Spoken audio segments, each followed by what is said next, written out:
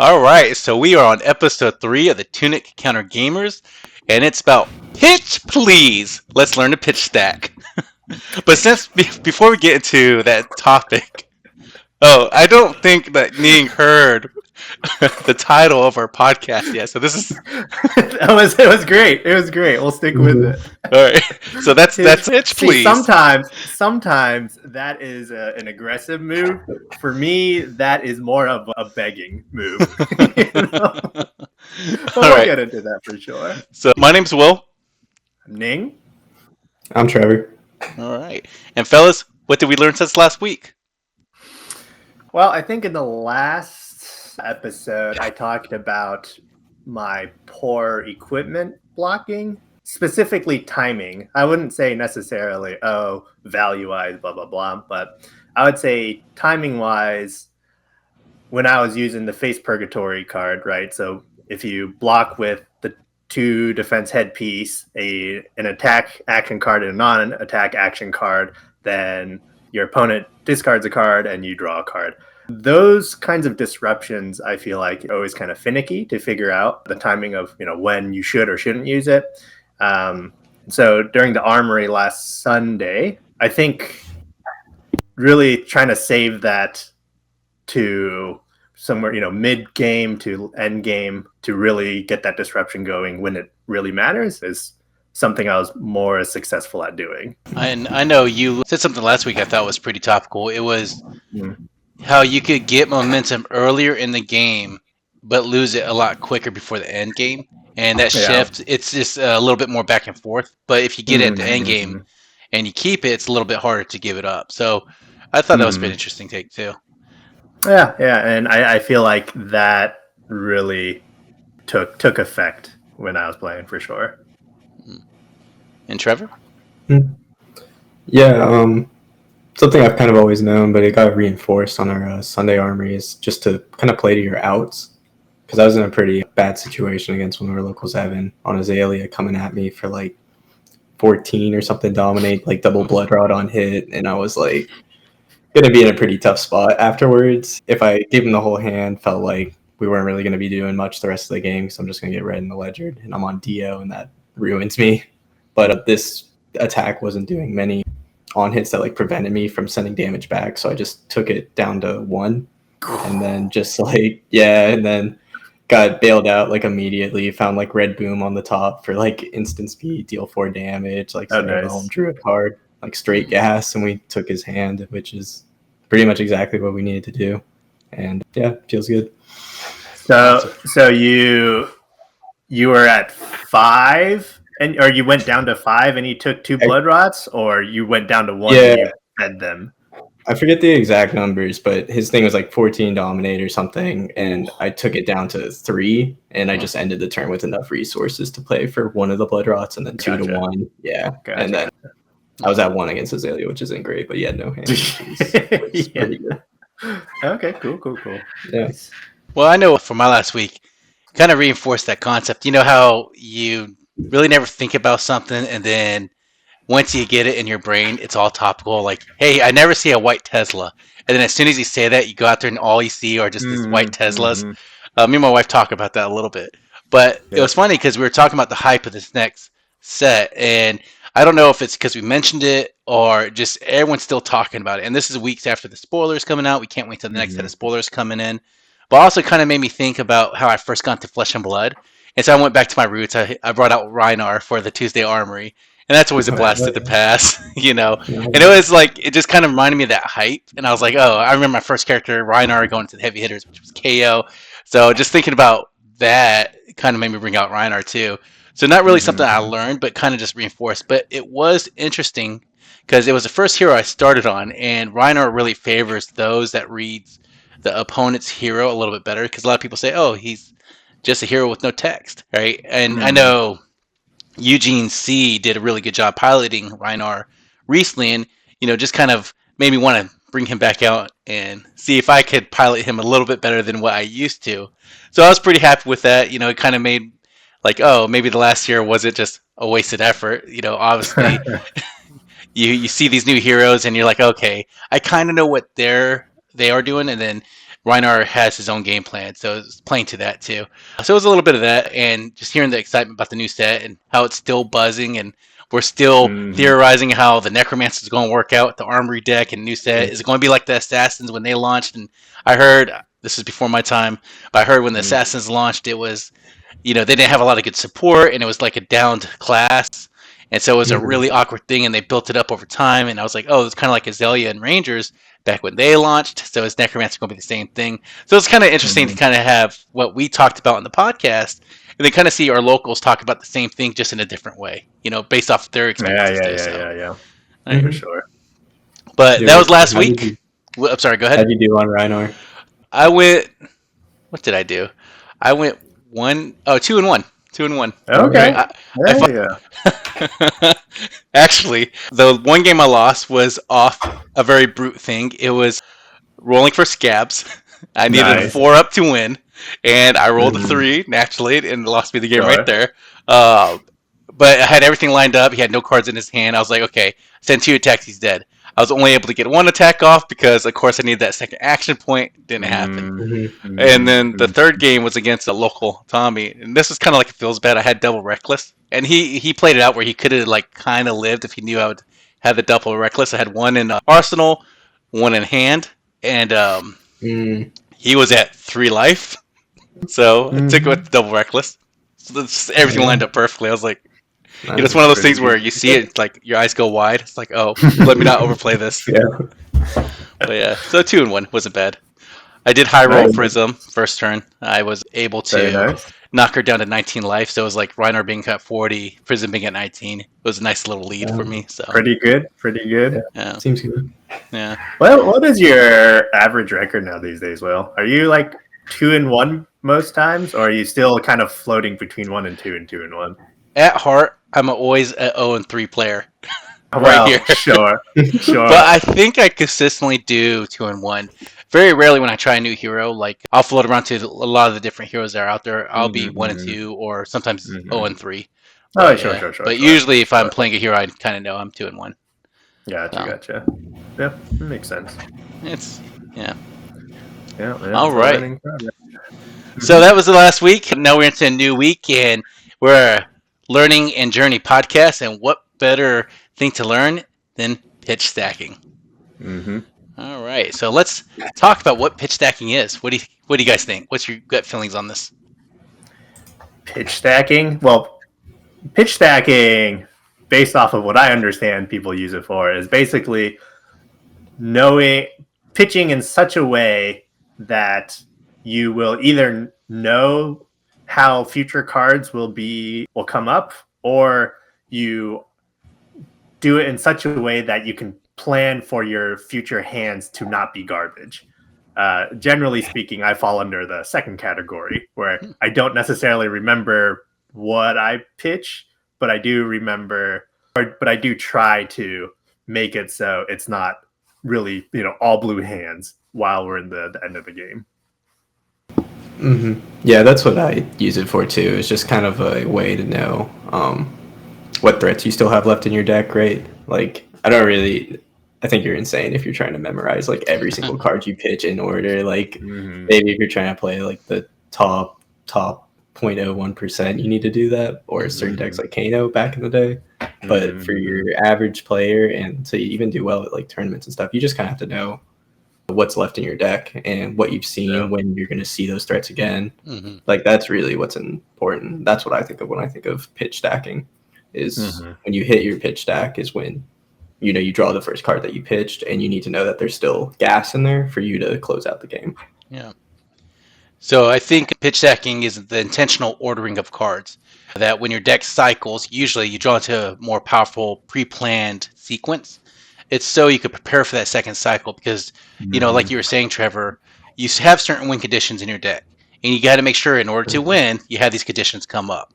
And so it's either to enable high impact turns, or some turns that you need to go wide on, or even just to have a perfect resource setup. So it's really setting yourself up to have that competitive edge. And as you were saying, we actually have a local, his name is Justin. He's a Kano player, and that dude is insane when he pitched that. The old Kano, the combo Kano, where he would be able to tell you the color and the cost of his pitch stack, as he was going down this deck, and he knew exactly when he was going to hit it. Yeah. Right, at that level, Yeah. it's Couldn't be me ever. it's too right. But he was using like the whole Yeah. memory palace and ways to remember that order as he was going into his deck. And that's a very effective way for that piece. But it's kind of going to what you guys say. It's really to make sure you still have gas in the tank, and that's where it's like where you could use pitch stacking. So even as a new player, this is something that if you have intent to get better, you should start practicing pitch stacking. And of course, there's different levels. There's the Justin, let me remember every card in the correct order. But then there's actually like what we know, the practical level that we could just use to kind of get competitive currently, right? Yeah. So how does it work? I know that's a general question, but like what's the sequence here that we're looking for? Like how do you use it? How do you start getting better at it? Like how do you start? Just pitch, pray. Pitch and pray. Okay. I think a good way to start is to be really active when you're pitching, right? Like don't think of it as pitching a blue, think of it as like pitching like this card, right? Like you pitch like a trot along or whatever. And then like try to think about, what's on the bottom card of your deck so that when you go to your next turn, right, you're going to put something next to that trot along. So you could put something that like combos with it, or you could put like a red attack so that you see those two together when you get to your second cycle. But it'd be like much more active is like what I try to do. Like I don't say like pitch a blue. In my head, I'm thinking like pitch this card, and then that usually helps me. I see. I know pitch order does matter, and the cards, like after every turn ends, you can actually look at the cards that you're about to pitch, rearrange them, and then put them on the bottom of your deck. And to Trevor's case, you're saying you don't necessarily have to remember the color per se, but know that's trot along. And then what's the card that you would pit alongside trot along if you could, ideally set itself up for the next turn? Yeah. So I'm thinking mainly in like Florian, really, because that's where I've been running that. So I would try to put like, a big red attack, right? That costs like 3 or whatever. Like that'd be your fouling. It works well with like Command and Conquer and stuff for later if you want to go like play, trot along, swing your sword, and then CNC afterwards, right? That's off like 3 cards. Yeah. So you kind of want to like set up little like tiny combos like that, right? Just something that like the cards need to like kind of flow with each other. That makes sense. So you don't really want to see blue, blue, blue because you weren't really thinking about it, and you're just stuck in kid, pinning cards underneath your deck as they came up. You're like, oh, I don't really need to think about this. I'm not going to go to second stack, and then throw it under there. And that's not what you're saying. You're saying, well, if it's blue, maybe that you could put that high-powered red attack right there, or if it's a 2-cost card like Command and Conquer, maybe you have that with another 1-cost card next to it, so when you draw that order, you kind of have gas in your tank, as you were saying earlier. Yeah. And then, I mean, you kind of mentioned it there, but there are some matchups where you just like do not go to second cycle, right? Yeah. So you do just want to like hold on to those power cards. So that's something like if you're playing against like a super fast aggro deck, you just want to be, sending like good cards back at them like when you can, because if you pitch them, it's very likely you won't see them again.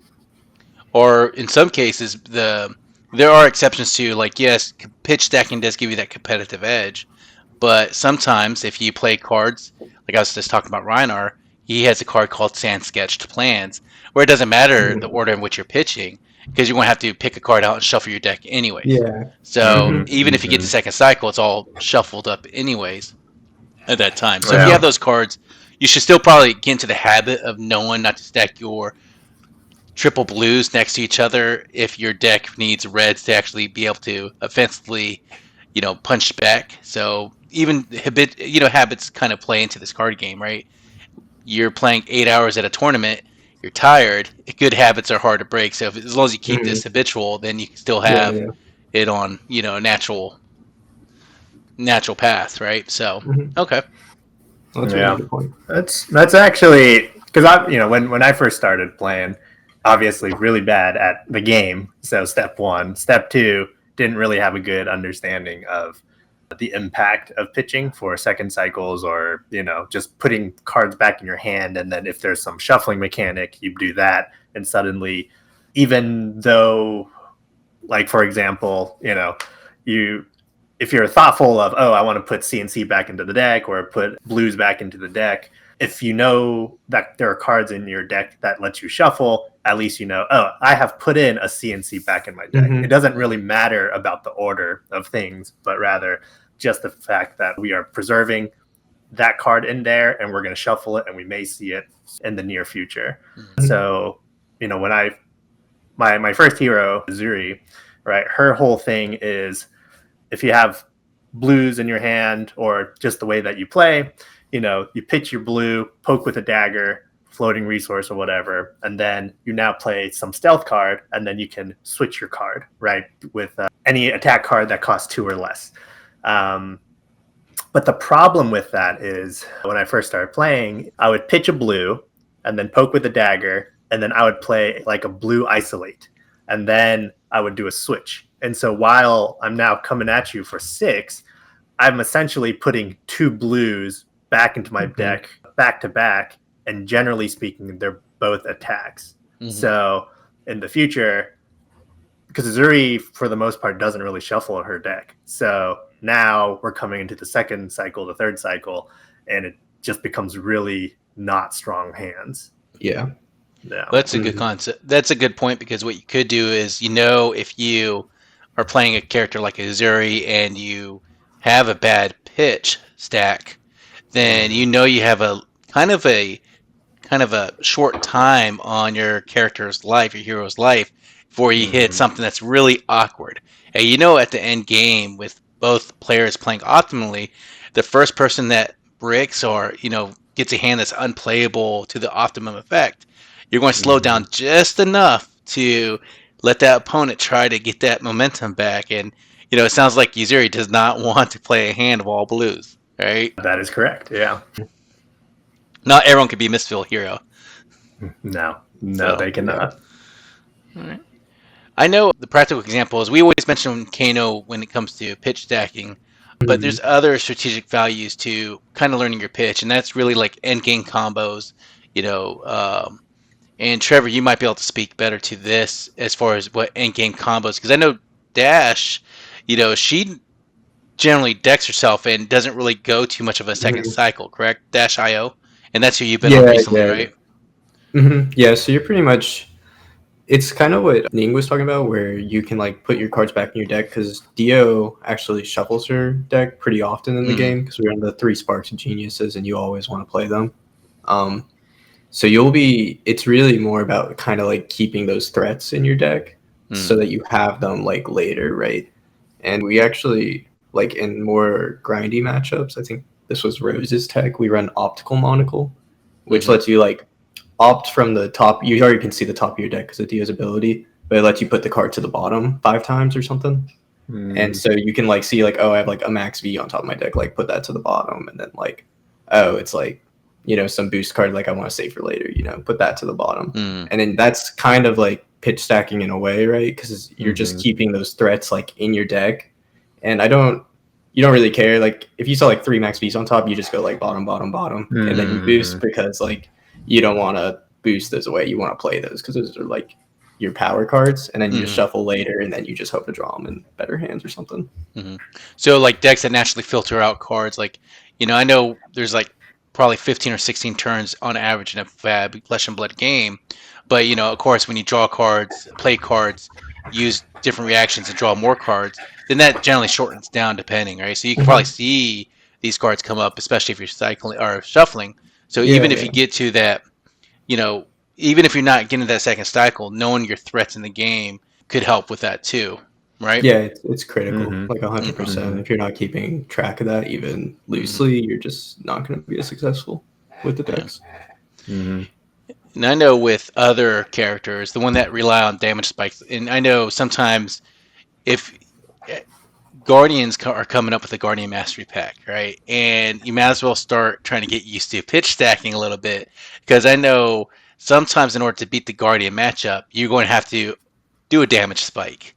And in order to do that damage spike, you should probably be setting yourself up for success in that future. And I know that's one of those hard things that newer players have to learn is, keep the threats in their deck, to space out these colors so they can still have play. And really, because once Guardians could block so super efficiently, they're even pitch stacking to that way where, you might be setting up your end game combos, but Guardians might be setting up efficient blocking and for them to even pay for their tech or any of their other, strong mechanics that could really disrupt another person's game. And then there's also those that are playing against Guardians that really need those damage spikes to kind of bleed through that damage, right? Especially against a Guardian, right? Mm-hmm. So, there's all sorts of practical examples. So you don't have to be a Kano to pitch stack. I think that's what we could honestly come to a statement here, right? So do you think the key concepts to master pitch stacking is, the first one is to track your pitch, just know what cards are going to be at the bottom and be aware of that? Is that the first level you would think? Yeah, I would call it the first level. Yeah, probably. I mean, I think in an ideal world, right, what you would do is say, hey, I recognize this card from X amount of turns ago. I guess we're now in the second cycle, and this is what may or may not come up. I can't do it, but in theory. You can't do it yet. Well, see, now the key is, all right, if you play Aurora, take notes, everybody. What you do is you play an Arc Lightning, for example, all right? You bring one from Rosetta, non-foil. You bring a second one, foil. You bring a third one, Armory deck. All right, if it's a non-foil, you look at the bottom left, see which code it is. You now know where you're at. That's crazy tech, holy shit. Yeah. You never heard about that, using rainbow foils and non-foils to mark your deck as a way? It's perfectly legal, all right? Yeah. Clear. You're not marking use white borders and black borders too. That would work pretty well. Yeah. Which, even if you are trying to get more intent on pitch stacking, if you're playing a local armory and you're trying to learn and someone has a white border or a promo or a rainbow foil that let you hold or borrow, it might be fun to slide one in and then, before the game begins, so you're kind of aware of where your pitch stacking's going. Or if it's a friendly game, just ask them if, hey, I'm trying to get better at pitch stacking. Would you mind if I, slip a little tattered piece of paper in this so when I pull it, I can kind of see it, right? If it's a friendly game and you're trying to get better at this, right? Some of your locals might be okay with that, but again, it's just really up to you, up to your opponent, right? I know that's asking a lot, but that's usually done at maybe the card table, a little friendly game. If that's what you're trying to do, so you're more aware of, in Flesh and Blood, 15 turns seems a very long time sometimes, especially when games against aggro matchup ends in 6 turns, right? And I don't think I ever realized that Flesh and Blood, when you get to the second cycle, could be upwards of 14 to 15 turns later, right? Because it just seems so far. But if you think about it, it's not really a lot of information that exchanges hand from turn 1 or even turn 0 all the way up to turn 15, But so I know you said level 1 is keeping track of the threats. That's the beginning level, right? Be mindful of the power cards in your deck, especially in your aggro or tempo driven decks. And then you really want to pitch in mind to ensure that you have the right threats during the second cycle, right?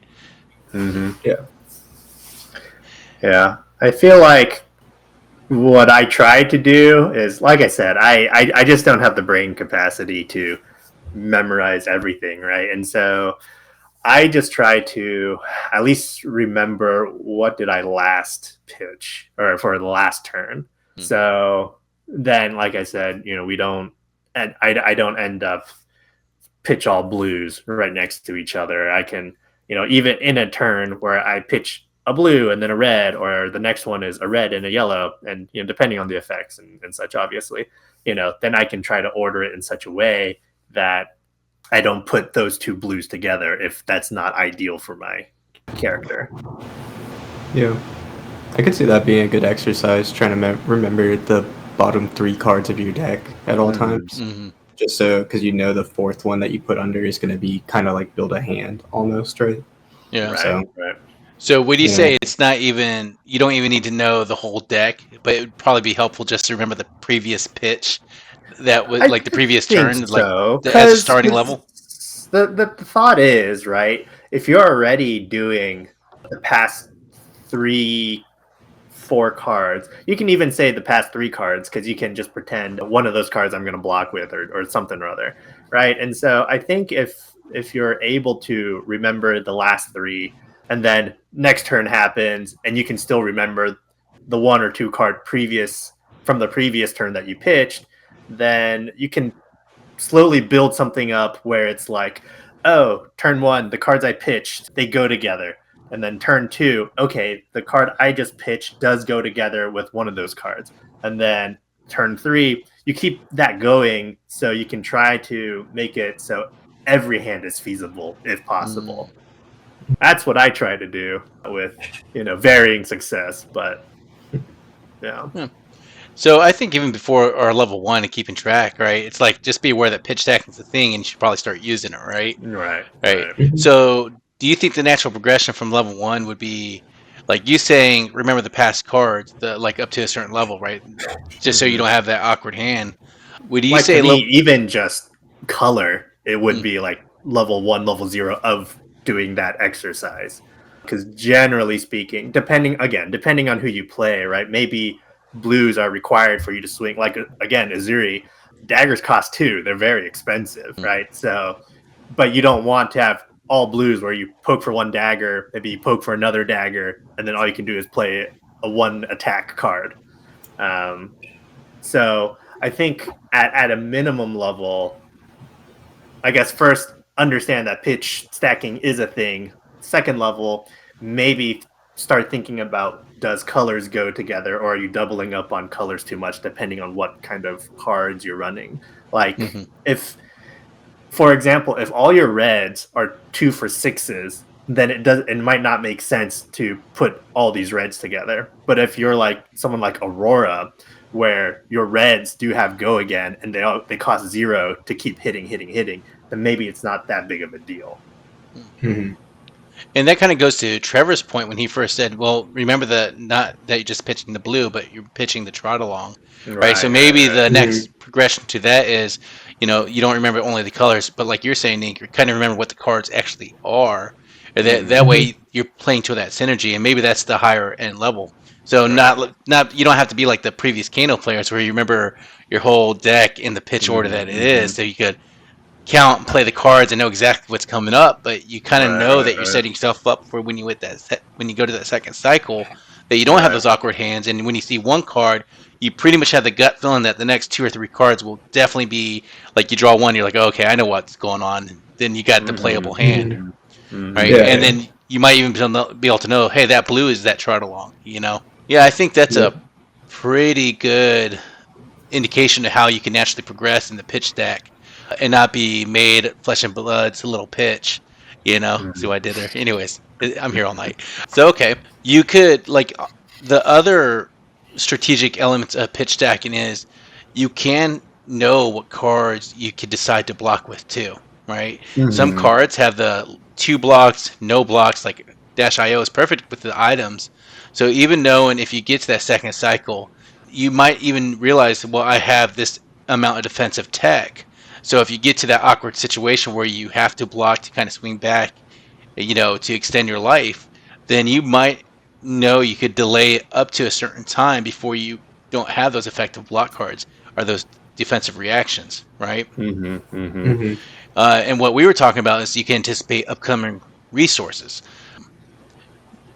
Do you think that you should ever play to the pitch deck? Like, that, hey, I'm in an awkward spot here. Because I see some players do it. They know they don't have a lot of gas in their tank, but they know they have maybe 1 or 2 outs. Do you think it's good to know that you have this many 3 blocks, this many D-reacts in your deck, and you pitched a few of the things, like, how awkward has it been when you draw the 2 sink blows and you sink one of those down because you have something in your arsenal, you can't really pit it there. So these happen, but if they're coming up, so it's about that timing too, right? Especially if you're going for that long game. Yeah, I mean, there definitely been a lot of times where I would pitch a defense reaction just because, I think in the beginning, it's kind of like, oh, we're at a point where I can, that my hand is relatively awkward. I do need to attack a little bit more, but I ended up with two defense reactions. Well, what am I going to try to do? And so I think towards the end of the game, right, it gets to a point where whoever is able to block the maximum amount they can without losing their hand, and then be able to hit as fast as they can, so that your opponent is starting to be like, oh, I need to use my whole hand to block this out. And so having D reacts towards the end of the game is also very strong, where people are trying to, you've been pedal to the metal the entire game, right? And then towards the end, people are starting to teeter out. You don't have as many strong cards in there. Well, a surprise defense reaction that blocks for 4 instead of the typical 3 suddenly becomes a lot more powerful towards the end too. So there's definitely, I would say intentionally putting defense reactions towards the bottom of your deck for a second cycle and such would make a lot of sense. Yeah. I know. Yeah. I know when we talk about setting up your win conditions, generally they think about setting up your combo cards, and it's all based off that stack. But sometimes it's also, that you haven't seen their power cards yet, and you got to whittle it away. You mentioned Aurora, and let's say you haven't seen her power card. What's the one where it damages you based off every go again? Oh, right? Arc Lightning, right? And you got to play around that too. So, even being aware of what your opponent is, that's just the natural progression of things. Like, hey, I haven't seen this power card of theirs, right? And I know my deck is kind of stacked up in this way.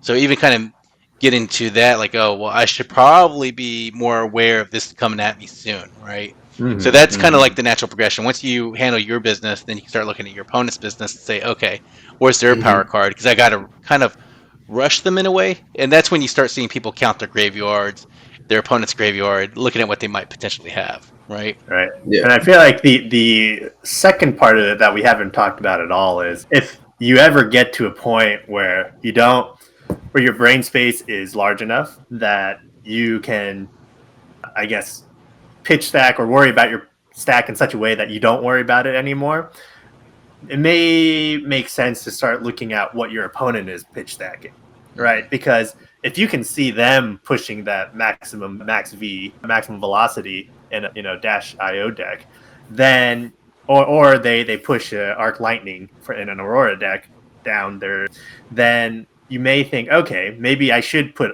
a few more Shelter of the Storms below so that I can anticipate for those Arcane Go-Agains, right?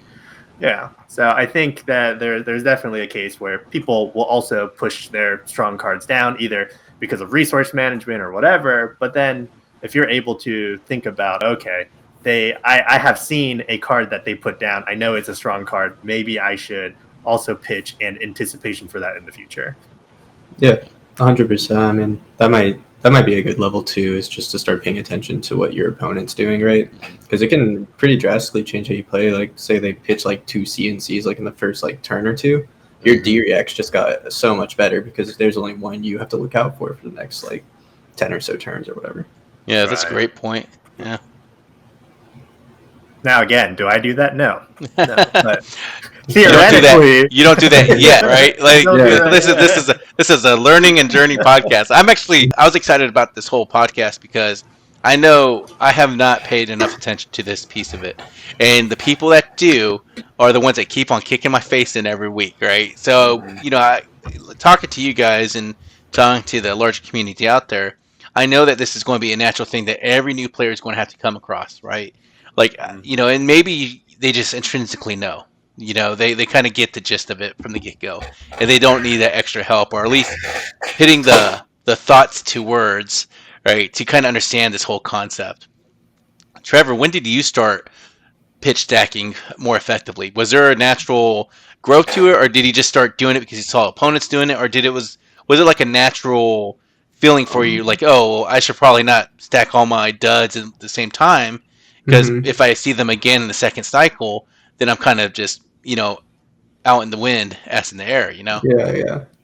I was really bad at it when I first started because I played like Ning. I think we had probably a similar experience because I played Azuri, and then anytime like a game went long, I just like it was miserable because you were just drawing like all the blue stealth stuff because that's all you're doing. You're pitching those and you're putting them on the bottom with Azuri's ability. I'm like, man, I have like no attacks to go with these, and I kind of didn't really learn my lesson until I switched to Arachne, because then like I was like, Which Arachne, okay, like Trevor?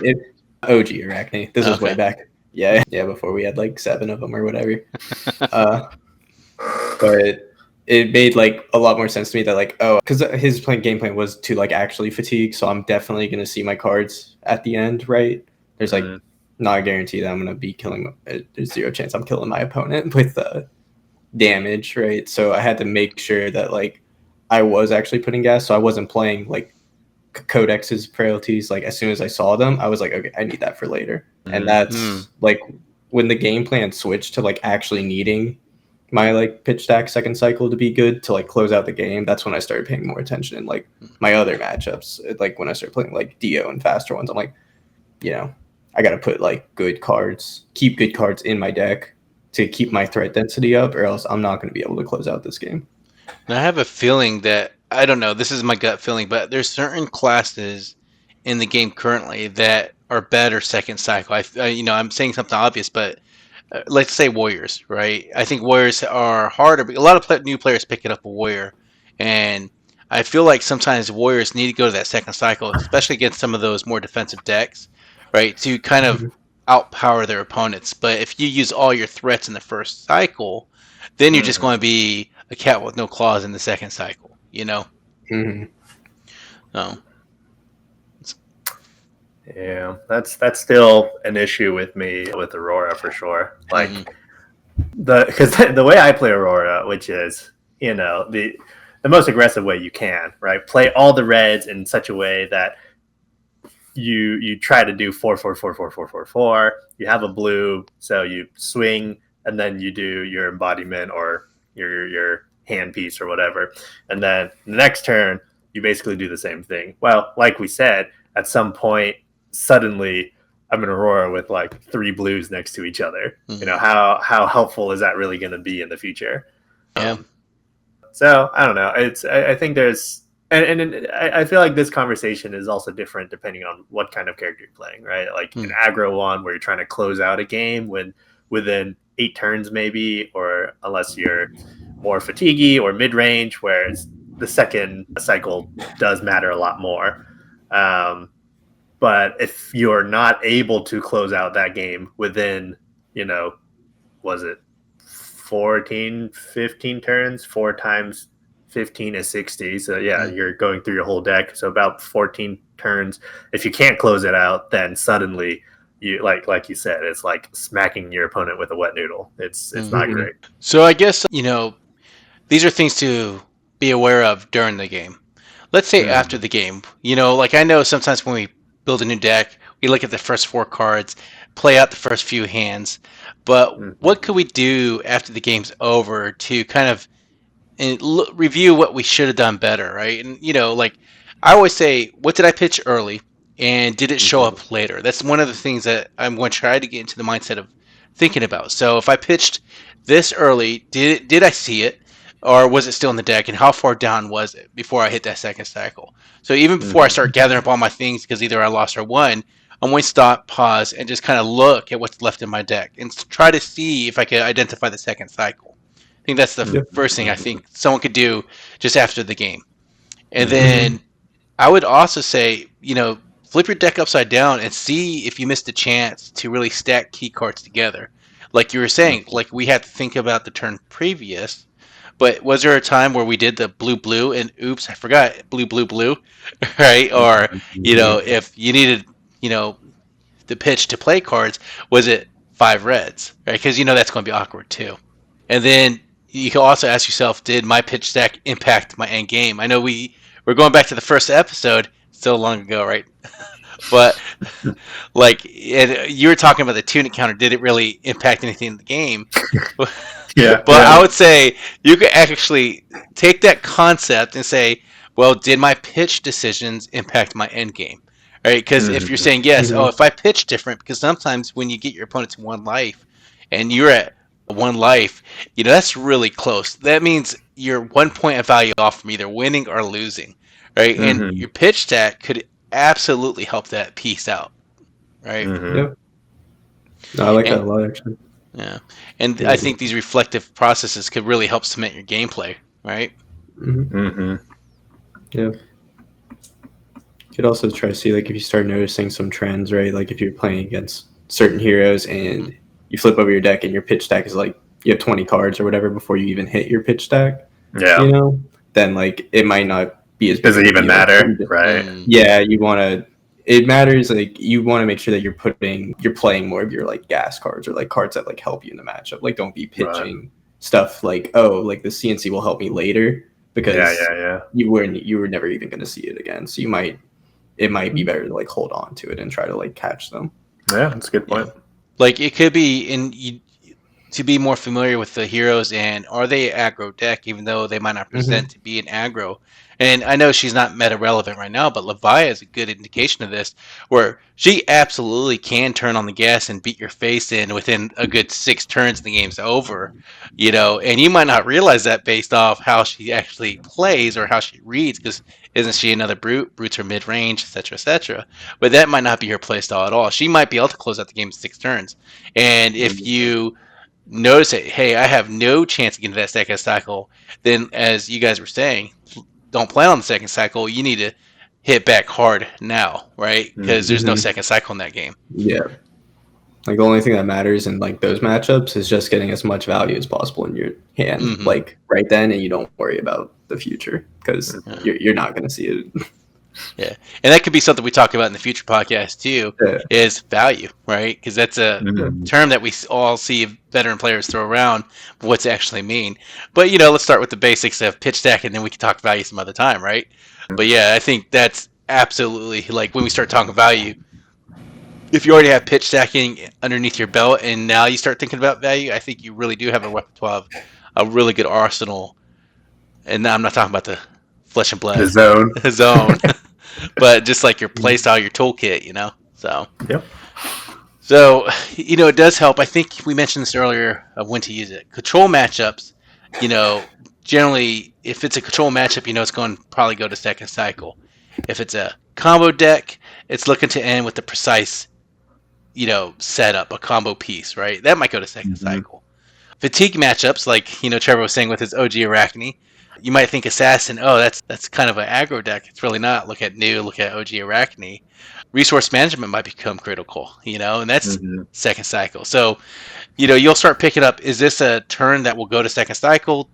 Do I have a deck that will let me go to second cycle without shuffling, sand sketch plans, right? But, and sometimes, sometimes pitch stacking matters less, but doing some light planning in case is always helpful, right? Yeah.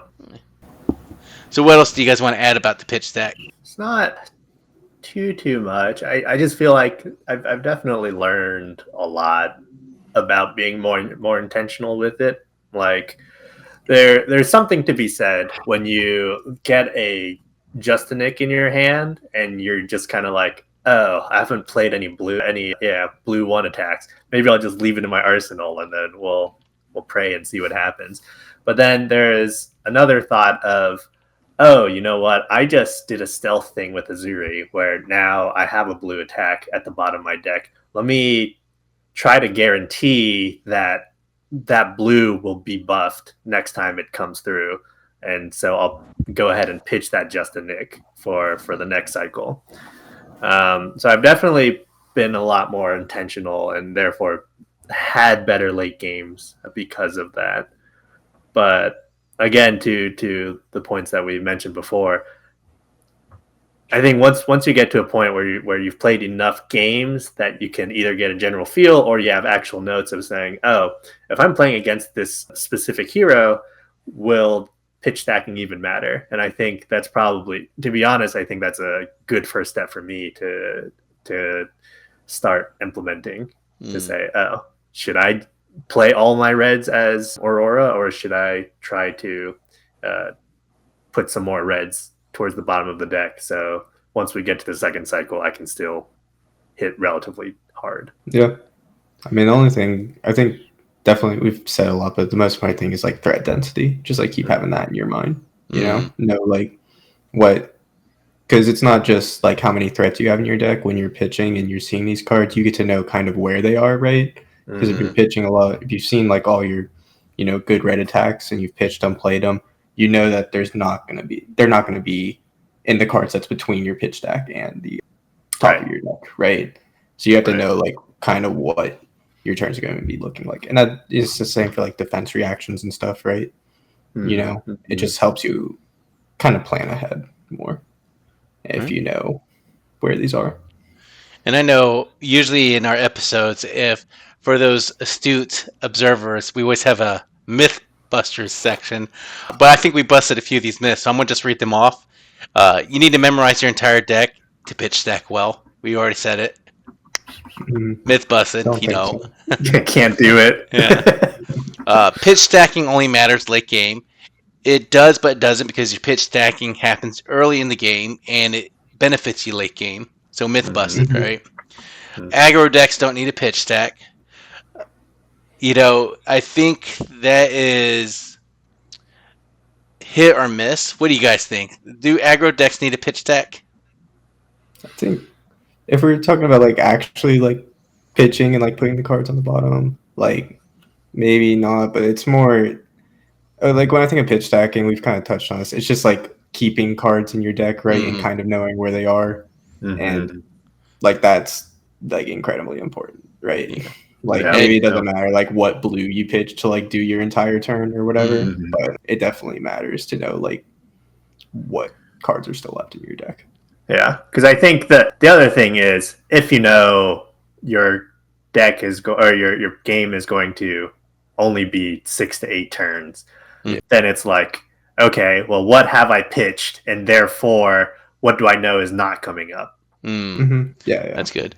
Or like you might fight that hero Jarl, right? And against the aggro deck, I know Jarl eats certain aggro decks, right? Just nom nom nom, right? So you know if you go that second cycle, you didn't like my sound effects, Trevor? Oh, that's good.